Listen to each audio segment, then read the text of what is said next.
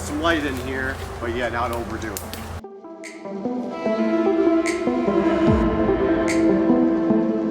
This really is what I'm looking for whenever landowners want to do wildlife management. What can I take out that's not going to create all this collateral damage, but yet get enough light in here?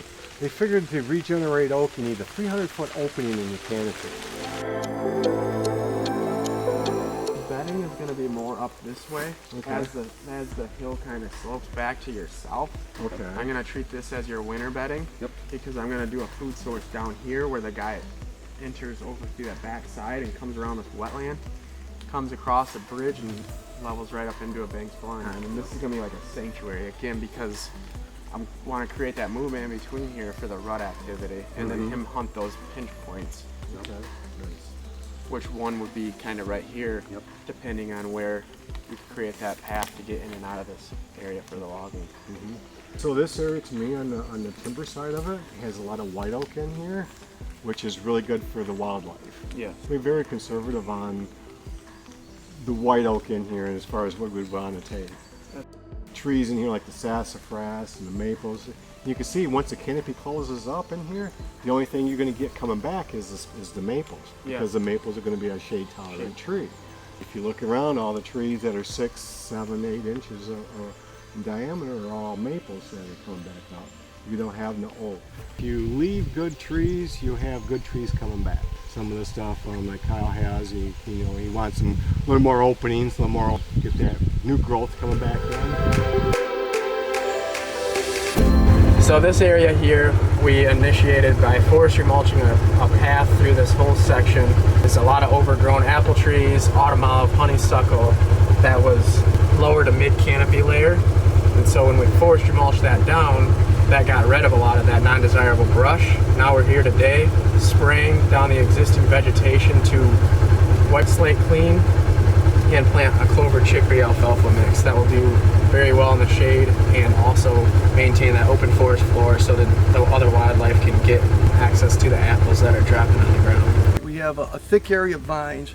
We've opened up the apple trees so that they're going to be producing apple trees. We're going to have that corridor going north and south. As you can see behind us is basically this what I call the swamp, with oak ridges that go down to the swamp. So there's natural corridors on both sides, and when there's not heavy water in the swamp, the deer will be coming right through. So this is going to be a phenomenal transition area before they actually hit some of the crop fields which are west of us.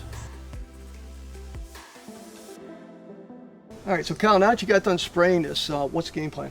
Game plan now is to wait approximately 30 days post 4D application. We'll come in here, broadcast a diverse mix of 3 different clover species, a little bit of chicory and alfalfa that will grow very well in this low light area and accomplish that goal of creating a mid-story food source but allow the wildlife to access the apples without having so much brush in the way of their consumption of the wild apple trees. I got to tell you, after being here for 25, 30 years, it's the first time I've been able to see, I don't know, probably 75 yards here through the apple trees, and it's kind of fun to see the apples popping up on the trees this year. Absolutely, it's very rewarding. Coming in here during the early springtime, we didn't really know where we wanted to take this, but we felt that it was good to keep connecting corridor that leads up into some better bedding area on the south side of the property. So after talking with Doug, he has a stand up to our left over here.